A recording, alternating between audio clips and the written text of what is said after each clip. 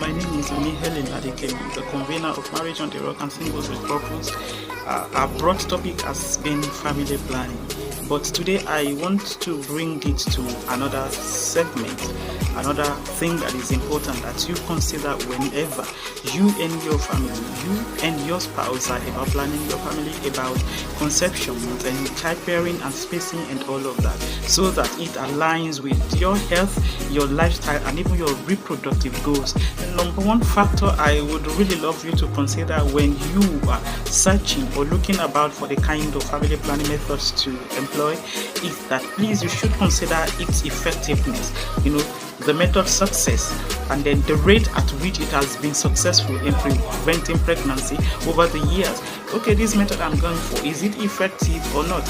What are the risks? What are the probabilities? So all of this you should consider. For example, I can categorically tell you that condom is lesser, its effectiveness, the risks are higher, and so also our drop into they have higher risk, so like their effectiveness, maybe we need to upgrade to something that is more certain. Second factor that is cogent and also important are your health conditions, your medical histories.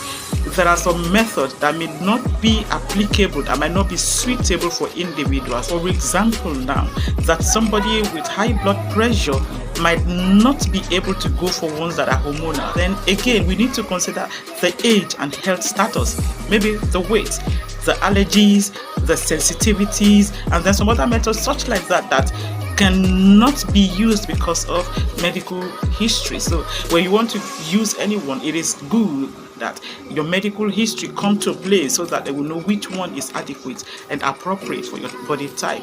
The third one that we should please, the factor that we should consider when you want to go for family planning, you should please consider the side effects. Yes, there are some that have mild side effects, there are some that have no side effects, there are some with a higher side effect. Different methods have different side effects. For example, there are some that come with the side effects such as weight gain, maybe mood changes, irregular periods, and maybe headaches. So all of these are the factors that are very, very potent for you to consider. The number 4 side effect that is very, very paramount for you to consider are the convenience. Some methods require daily use, maybe of oral pills. Can you do that? Is it convenient for you? While others are long term and then they have low maintenance. These are the ones you should look out for. Okay, can my pocket carry this? If your pocket cannot carry it, then you look for another one. Okay, is it convenient for me? These are the factors you should consider. The number 5 factor are the reversibility and future fertility. For somebody who is just trying to space their children, maybe you have just 1 or 2 kids and you still want to have maybe 2 or 3 more, so you shouldn't go for like a long term family plan. Number 6 is that please you should consider those ones that have the ability to protect you against STI, the sensibility of the body, and then your body might not be able to adjust to that. You should be able to look for the kind of methods that will spare you from sexually transmitted infections and diseases. The number 7 is that please you should consider cost and accessibility. Do not go for one time and then you will be looking for how to assess that same method. You should look for, okay, cost, is it affordable for me and my family? Then accessibility, can I easily access this? So you should be looking out for the one that can be easily accessible for you and then affordable, that is widely available and then easily affordable. These are what you should be looking out for. The number 8 of the factor that you should consider when you are going for family planning is that please look at the cultural or religious beliefs. There are some of these that contradict our belief, maybe culturally or maybe religiously. You look out for the one that does not contradict your beliefs, either culturally or spiritually, so that you will not have a kind of burden and there may be a kind of regret at the back of your mind. The number 9 is the partner's involvement. Don't forget that family planning does not just include maybe the woman alone. It is a commitment that both husband and wife should sit and then to analyze. Your partner will have to be duly informed and duly involved.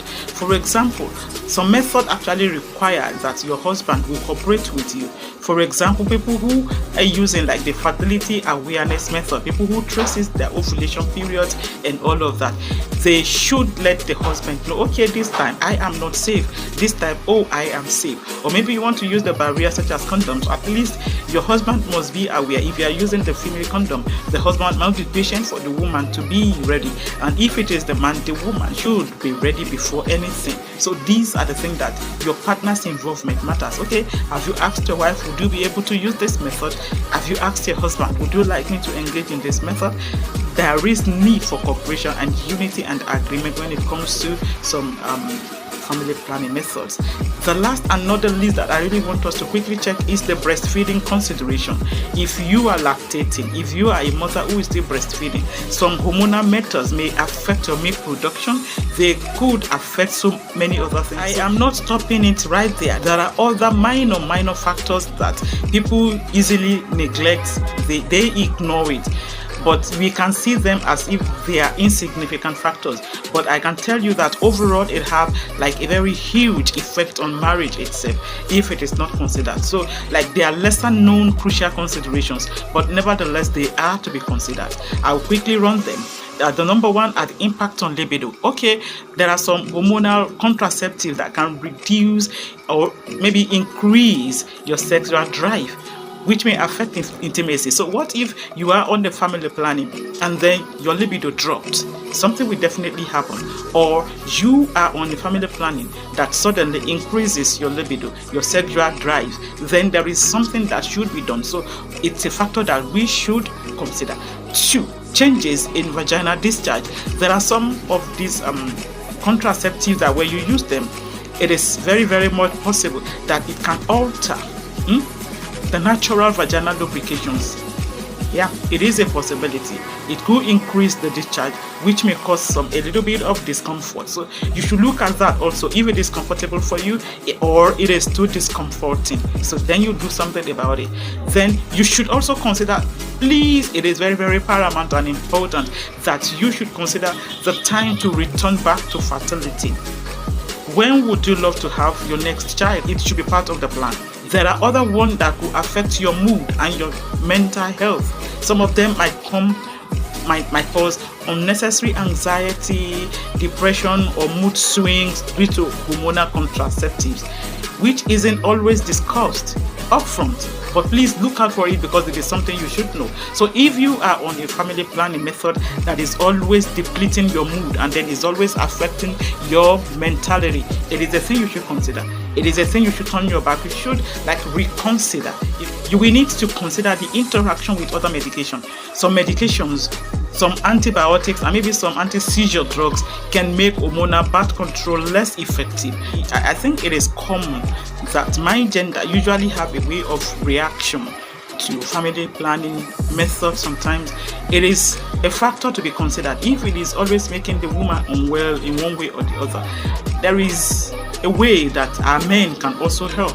They have a role they can play because men too can go for family planning. The men can actually help out, so they can go for a permanent one, and then we avoid all sort of troubles, all sort of reactions, all sort of allergies in our marriages, and then the bed will continue to shake, and then the family will continue to be healthy.